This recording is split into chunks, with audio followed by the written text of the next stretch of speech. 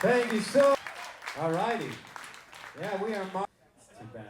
But the next one I'll tell you a story. This next one is called Slow Fingers. It's actually Danny's new blues name because last tour we played. We went in January. Played 31 shows in 31 days. Played every night. Yeah, there was a virus going around too. Don't know if you guys heard about it. AIDS. Um, you're cool. No, I always get like one laugh in the audience. I like it. No, it wasn't AIDS. It was Omicron, and yeah, and people kept canceling our shows. And what happened was, anyways, we were playing in Pagosa Springs, Colorado. We were on the way to a gig there, and I wanted coffee, so I just typed into Google Maps coffee, and it told us to stop at a place in Durango, Colorado, called the Traveling Monk Coffee House. And we all walk in. It's like Monday noon, and I look to my right, and there's a band setting up to play. And there's two bearded, long-haired hippie guys, one playing electric piano, one playing guitar, and there's a hippie chick, and she's setting up a snare drum on a chair, not even a snare stand. So that's a power move, you know, and I'm just like, it's gonna be good. And they start playing jazz, and they are terrible. Just so bad. It's amazing, you know. They invent a new style of jazz that none of us ever heard before because nobody's playing the melody or solos. So they're all just playing background, sort of like a Field of Dreams situation. And I'm just looking at Danny like, they built it. Will you come? You know, are you going to sit in with these guys? And he's like, definitely. You know, so he goes to the van and he pulls out his little saxophone. He goes to the bearded hippie guy. He's like, can I sit in with you guys? And the guy's like, yeah, sure. What do you want to play? And Danny's like, how about Blue Monk? The guy's like, I don't know that one. It's like, how about a jazz blues in F? The guy's like, I don't know that one. It's like, how about a 12-bar blues in any key? The guy's like, I don't know that one. So I'm looking at Danny standing under a sign that says Traveling Monk, and I swear he was glowing. He had an aura because he became this sort of mythical character like David Carradine in Kung Fu or something, teaching the hippies the form of a 12-bar blues, right? In broad daylight, he's like, first you go to the one chord, then the four chord, back to the one chord, 5, 4, 1, 5 if you want. You know, and the hippies start playing the blues for what appears to be the first time. And then he's just shredding the shit out of it on top, like, right? Playing saxophone. Now, the hippies are, you know, they have these very cold, casual looks, but the place was packed with these old ladies, the Traveling Monk, the patrons of the place. I looked at them, I think the age was like on average between 800, 820, so they were well into their 700s when the saxophone was a mainstream instrument. So needless to say, they were very excited about the saxophone shredding. They're just like clapping, losing their mind, like some of them getting up from walkers, looks like a miracle and shit. And you know, we're just like losing their shit to saxophone. We don't see that a lot from women, but that age group really got it, you know. So the hippies though had these like very blank expressions, and I had to go talk to the main saxophone hippie guy on the piano after the song. It's like, hey man, how come you're not blown away? Do you get a lot of saxophone virtuosos come to town teach you the 12-bar blues? And he just looks at me, he's like, nah man, but it's high frequency up here, bro. So anyway, this song is Slow Fingers.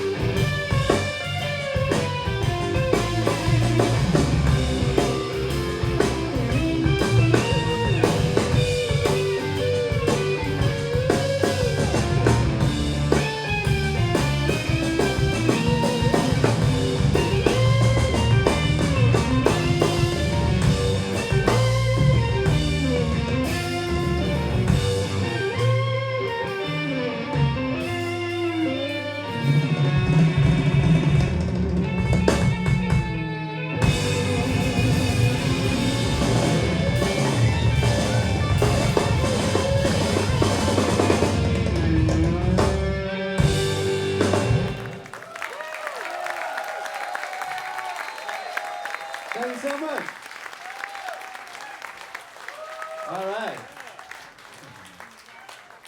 This next song is called The Maestro. It's in 5, no big deal. I never say it, but you know, I just feel like you're the people, you know? The only ones who would care.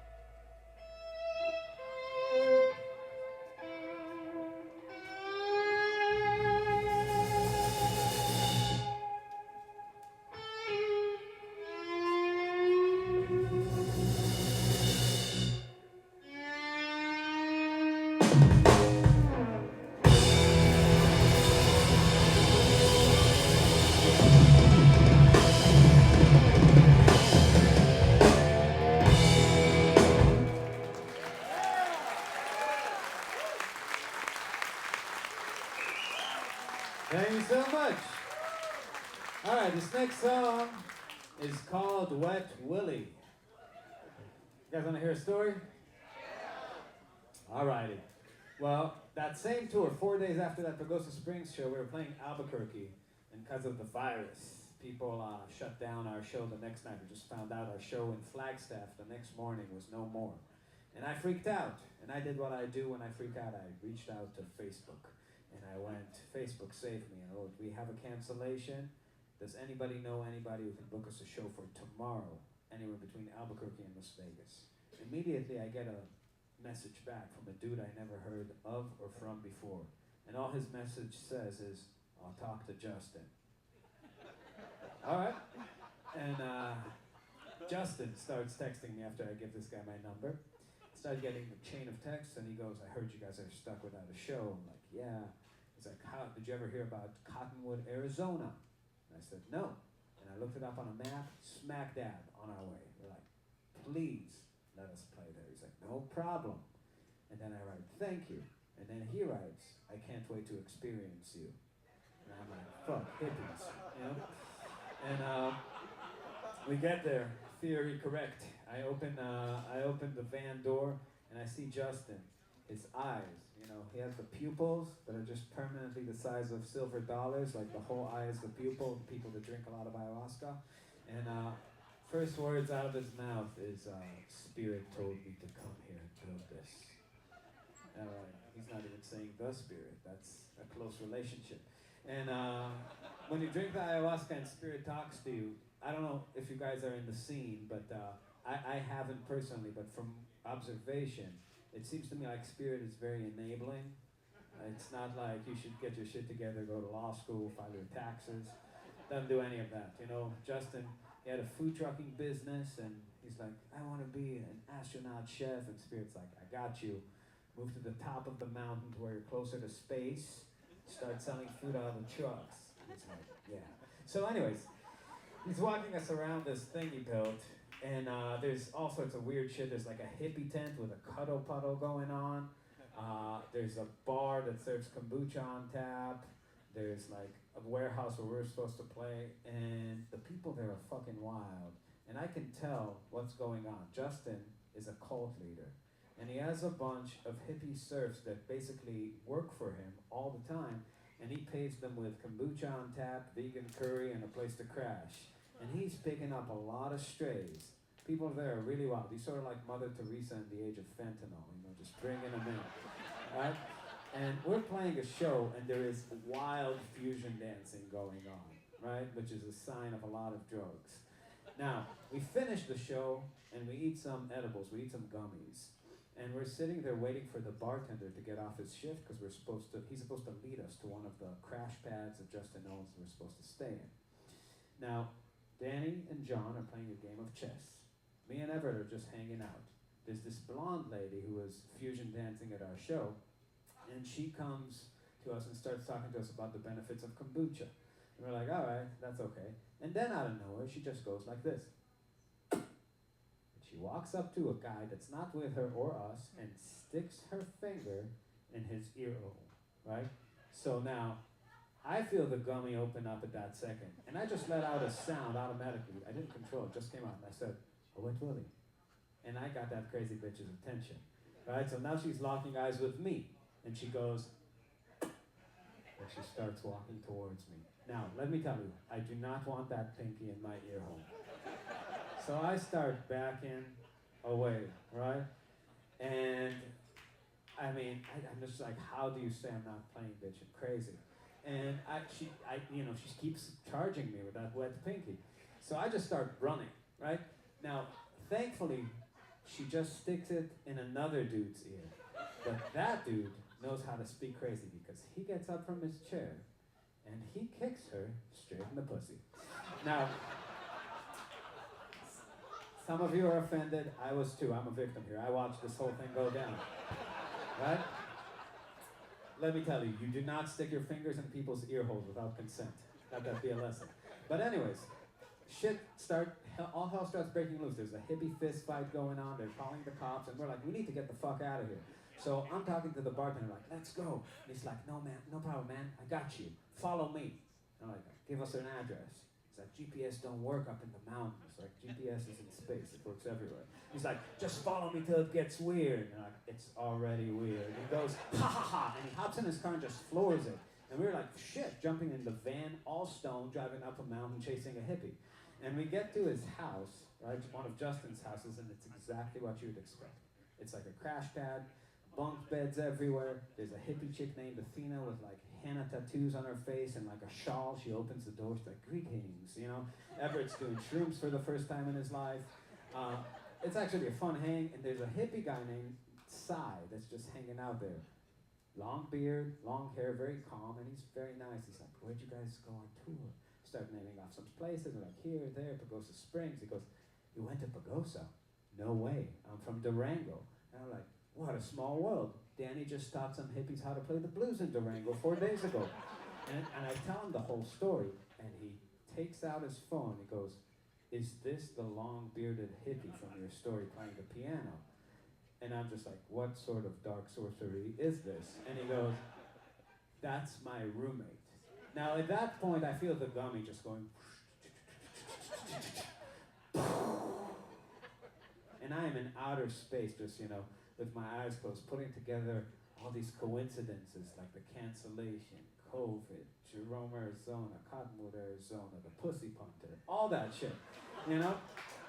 And I open my eyes, and Cy has no expression on his face, like he's not even surprised. And I shake him, I'm like, how is this not breaking your fucking brain, man? And he just goes, oh, bro, it's high frequency up here.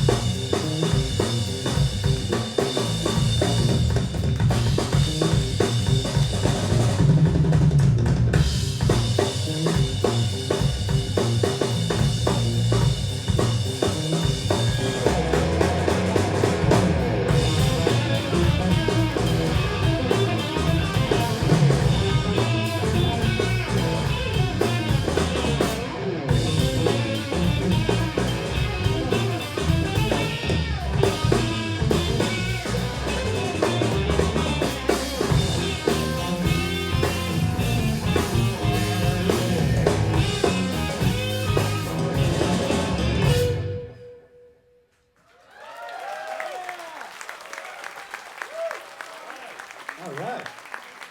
How much time do we have left? I don't even know. 10 minutes? All night. All right. Well, fuck it, then we're going to play. 10 minutes. Huh? All right, so we're going to play a song now that we just wrote. It's called That Ain't Kava. Now, 2 nights ago, literally 2 fucking nights ago, we were in Hollywood, Florida. Anybody ever been here? Do you guys know what super babies are? Like when the Grateful Dead tried to give babies acid, like they took a bunch of acid, they were on acid when they were pregnant, they tried to make super babies. South Florida is like that with cocaine. Yeah, we got a lot of cocaine super babies there. So we're playing a show in a place that's a kava bar. I didn't know what kava was. Apparently you grind up something, it's supposed to give you some sort of body high. Really it's a front for like selling other drugs in the bar because you can't even bring booze in. But anyway, we were playing there. We had a fan who was a big fan of ours, took some guitar lessons from me, which were very strange. We didn't do any guitar studying in our lessons. It was just him playing me like very strange music and me going like, whoa, So anyways, he was there, and I knew he was sort of like, he did a lot of drugs when he was younger, and now he's very religious. He had a big beard, also the silver dollar eyes. And he came to the show, and I was sitting with him, like playing some acoustic guitar at this bar right before we went to play. And I was like, do you like kava? He's like, I don't drink anything that alters your consciousness. I was like, not even coffee? He's like, not even coffee. I was like, solid. I was like, and then he just went and he ordered like 2 cups. He just sat there with 2 empty cups. Like, whoa. All right. So, I just went to like set up my shit. And there was like this like thin corridor that connected the kitchen to the bar where all of our cases were. I just went to grab my guitar to start the show. And I see him there, with his back to the wall in the corridor. He's not supposed to be there, and he's just kind of going like this. I was like, I think he's praying, It's like, I don't know. He must be praying. And then he goes back to the table, sits there, with his cup. And he has 2 full cups now, and he's drinking. And the managers, I see them starting to freak out. They're just talking to each other like, what the fuck? And then they go there and they're like, dude, you gotta leave. You have to go. You gotta leave. And I just see them like dragging him out and kicking him out. And he's like, I understand. And it's like, and just is signaling us like goodbye. And the guy that booked us comes up to me and he's like, you guys have a lot of weird fans. I was like, what do you mean? It's like, well, this dude just got caught pissing in a cup, and then he sat down and drank it. That ain't kava. That ain't kava.